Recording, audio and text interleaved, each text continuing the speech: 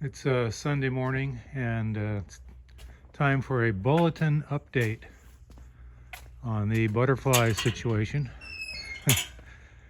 Yesterday we had a discovery that was kind of interesting, and so as I think I mentioned earlier, we couldn't figure out where all the larvae were going.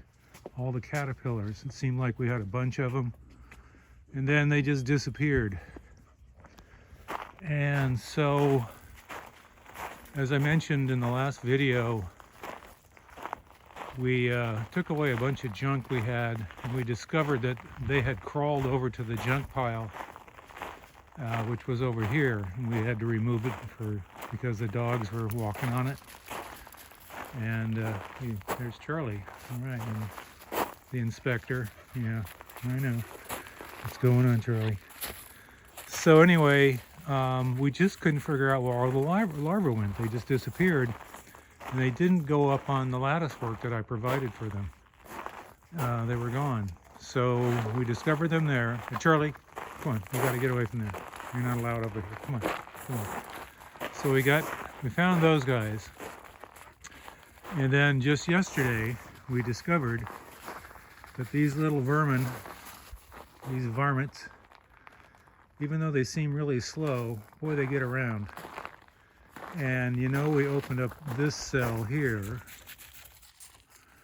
to them, and it turns out somehow they got through all the screening I had, and they got into this area here. And all of a sudden we've discovered that we just have cocoons in here coming out of our ears.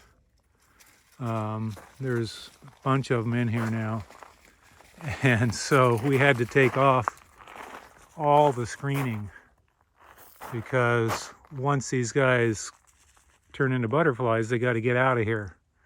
They can crawl in, but they can't fly out, so we had to take off all this material. And so the jig is up as far as trying to keep these things just in these cells for longer term sustainability of the butterflies. So we don't know what's going to happen. The trouble is, when it's wide open like this, then the butterflies just lay lots and lots of eggs, and next thing you know, they eat up all the food. We're trying to prevent that, and we'll see what happens.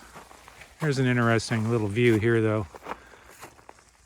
There we go. See the two cocoons, and then there's a caterpillar, and he's going into the J shape, they call it. And within a day, he'll shed his skin, and underneath the skin is that cocoon. That's how they do it. It's pretty interesting. Anyway, there's another one that's on the screen. Like I said, they're kind of everywhere. Anyway, so we've had a bit of an event. My best laid plan has kind of gone awry here, but still, I think we have a huge crop. We should be able to get an awful lot of butterflies out of it. And so that's the daily. Okay, talk to you.